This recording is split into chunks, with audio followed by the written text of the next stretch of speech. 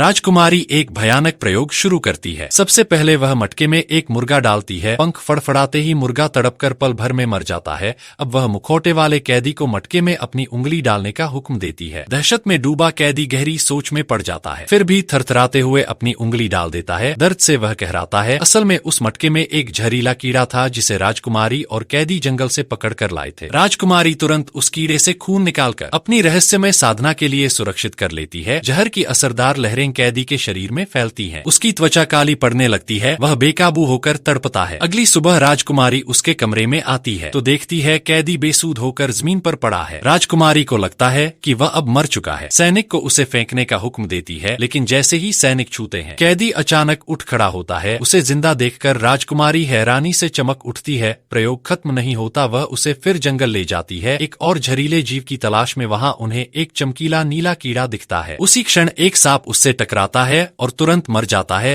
दोनों पागलों की तरह उसका पीछा करते हैं, मगर वह झाड़ियों में गुम हो जाता है। राजकुमारी कैदी को आदेश देती है, किसी भी कीमत पर उसे ढूंढो। कैदी घंटों भटकता है। आखिरकार कीड़ा मिल जाता है। वह बोतल में कैद कर देता है। कीड़ा इतना ठंडा है कि बोतल पर बर्फ जम जाती है। कैदी की सांसें ठिठुरने लगती हैं। जब वह राजकुमारी के पास पहुंचता है उसकी आंखों में खुशी चमकती है। कैदी कीड़े को एक कलश में रख देता है। इस बार भी राजकुमारी कहती है, हाथ डालो। बेचारे कैदी की आंखें नम हो जाती हैं। वह विवश है और समझ जाता है कि अब उसका अंत तय है, लेकिन क्रूर राजकुमारी को उसकी परवाह तक नहीं। कैदी राजकुमारी की अंधी भक्ति में अपनी अंतिम सांस भी न्यौछावर कर देता है। जैसे ही वह कलश में हाथ डालता है उसका पूरा शरीर धीरे धीरे बर्फ में बदलने लगता है।